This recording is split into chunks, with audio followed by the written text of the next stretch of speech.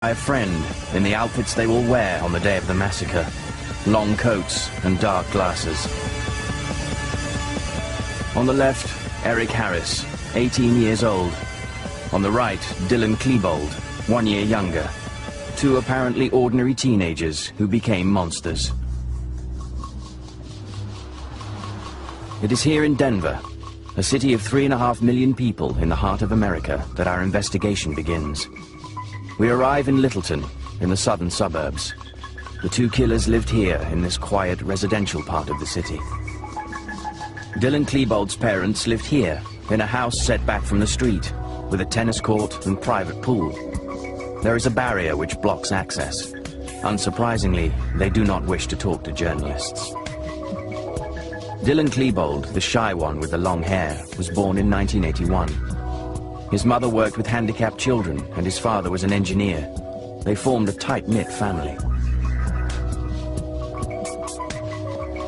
At junior school, Dylan Klebold was an able student who worked hard. He was even part of a program for precocious pupils.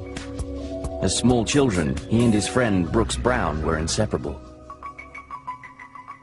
I first met Dylan. It was the first day of first grade when everyone kind of picks out their best friend instantly, rather than trying to figure out who you like or who you'll get along with most. It's mostly based on physical. And Dylan and I were both the only tall, gawky, uncoordinated kids. We played Legos all the time when we were kids. So quite often he would come over after school. A typical all-American sort of kid, Dylan Klebold was in the school's baseball team. He played the drums and spent the summer holidays at scout camp. Brooks Brown's parents often invited Dylan to the house, and they knew his parents well. They weren't touchy-feely parents like that. It was more clinical, but they cared about their kids. They were there for their kids.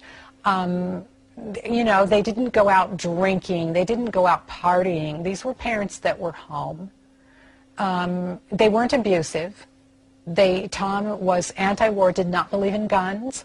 They didn't believe in spanking. Dylan Klebold was a youngster much like any other, growing up in an uneventful way in an unremarkable white suburb of a wealthy city. Eric Harris, the second killer, arrived in Littleton at the age of 12. His father, Wayne Harris, was in the army and moved around a lot, depending on his transfers. Eric was a solitary boy who hadn't been able to put down roots anywhere. Randy Brown takes us to see the Harris' house, a short distance from his own home. This is the Harris home with the open garage. Of course, they don't live there anymore. The fact that they both worked gave Eric free run of the house, and they never checked his room and never checked his basement, and got away with a lot. Eric entered school in 1993. He became friends with Dylan Klebold. 5 years before the massacre, an infernal partnership had already formed.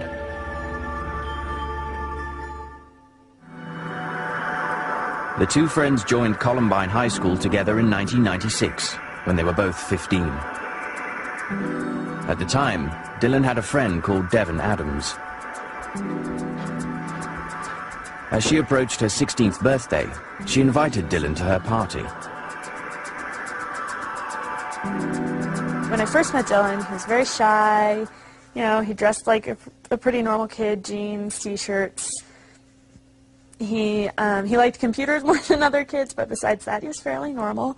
He didn't know how to interact with people without another person there, or something that he could talk about, like a movie or music or something.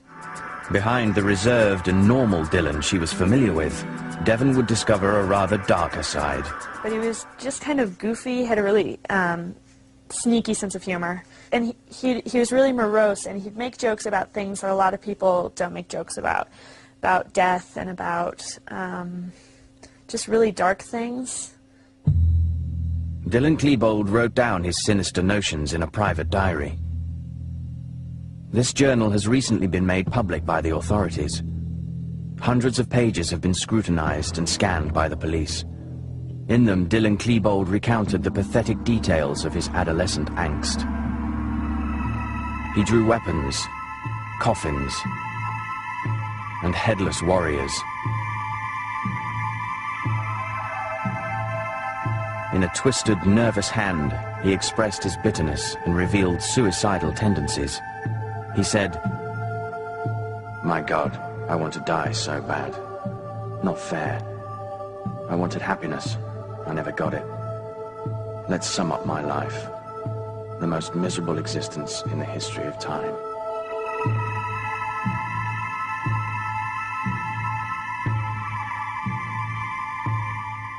Dylan, the whole time I knew him, never had a girlfriend and never talked about a girl he liked or anything. I mean, I know that there were girls he liked, and you could tell when he talked to them or looked at them, but he never had a girlfriend or anything, and it was never something we talked about. It wasn't something he was comfortable talking about. Dylan Klebold also drew page after page covered in hearts. He was secretly in love with a pupil at Columbine and confided his feelings to his diary. The one who I thought was my true love is not even a shell of what I want the most. She in reality doesn't even know me. I have no happiness, no ambitions, no friends, and no love. Devin Adams also hung around with Eric Harris. Eric had a huge crush on me, but I was dating one of his friends, so that wasn't going to happen. Apparently, he blamed me for really taking my boyfriend away from him and Dylan. He blamed me that their group of 3 friends was suddenly torn asunder by this woman. And it's true, I'm the Yoko Ono, apparently. To my knowledge, even through the end of the shooting, their entire lives, they may have had girlfriends. And I say that very lightly. But they never had any steady girlfriends, and they died virgins.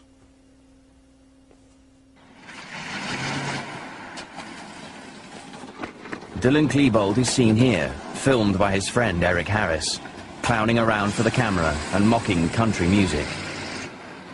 Here you are, my good friend Dylan, almost halfway to school. What's up? Doing our normal morning ritual, waking up. Yeah, it happens. It has to.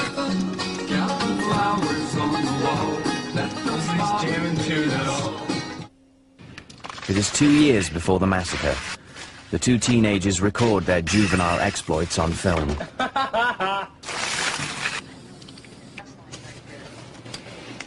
At this period, they were expressing their aggressive tendencies through banal mockery and cynical pranks.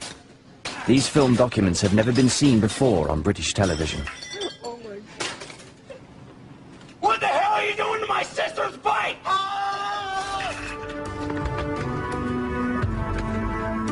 Klebold and Harris were both intelligent, and they were both keen computer buffs. Their IT teacher at Columbine, Richard Long, took them on as assistants. They worked with him for an hour or 2 every day. As students, they were very easy for me because it was a class that they were very excited to learn about the new technologies that were coming out, and it was extremely interesting for them. So I had no trouble at all. Yeah, I would say they were definitely above average in my class. Eric and Dylan, who were perfectly normal, but they were bright. That's it. Dylan was very smart, and you could just even tell by talking to him, his vocabulary was extensive. He was using, a lot of high school kids just don't use multi-syllable words. Dylan Klebold and Eric Harris were regarded as geeks and as marginal within the school's social framework. They were even called the outcasts. They didn't play any games or sports. They weren't particularly rich. They weren't particularly good-looking. In the Great Hall at the front of the school, there is an impressive showcase displaying the sports trophies won by Columbine High School, the pride of students and staff alike. But Klebold and Harris were never part of any team. A lack of enthusiasm for sports set them apart from the others. top at Columbine was, it kind of varied between the wrestlers and the football team. There was a couple of guys who were at the top, whether out of fear or out of actually being cool or whatever. There were a couple of guys that were at the top because of that. There were a couple of girls who were at the top because of their situation, how they looked, the money they had, things like that, their grade point average and how much they obeyed the teachers, all that stuff. They were the bottom 2 kids in the entire school, not just out of the senior class. The entire school, they were the 2 uncoolest kids. So they were the losers of the losers, is the way to put it.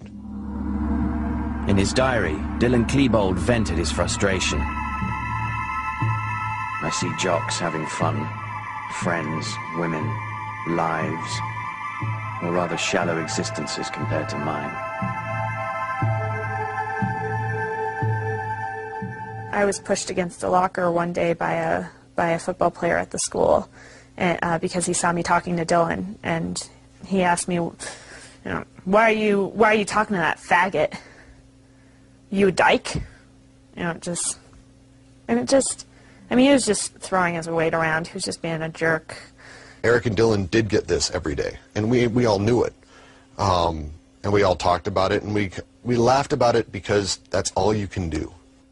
These images were shot 1 year before the massacre took place, and this time Dylan holds the camera. Eric has his back turned, and he is wearing a black t-shirt.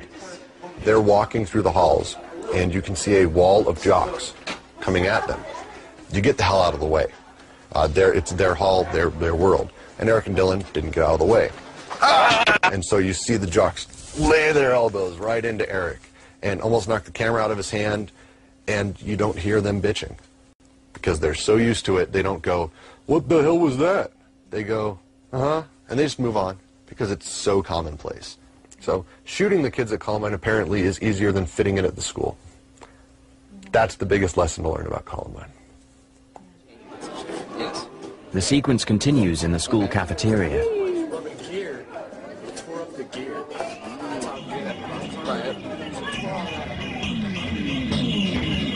Eric Harris also kept a diary.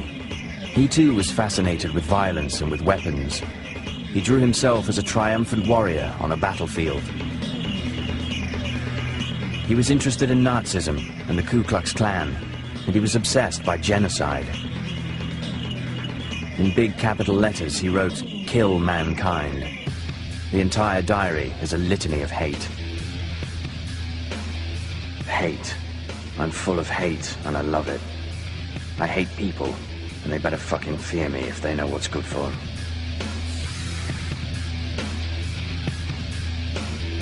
I'll get revenge soon enough. Fuckers shouldn't have ripped on me so much, huh? Ha.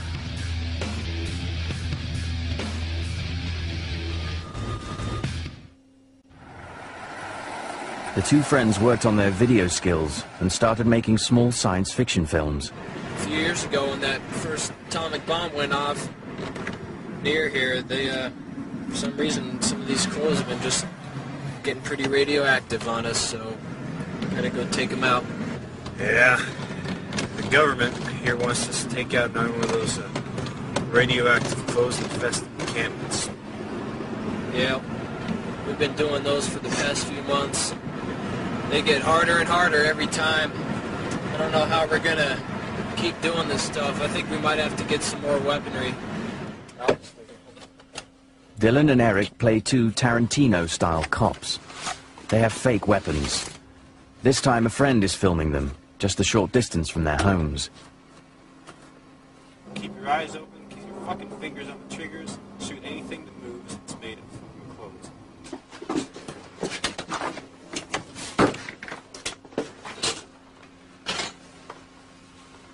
According to the script, they have to go down into a basement to recover some radioactive clothing.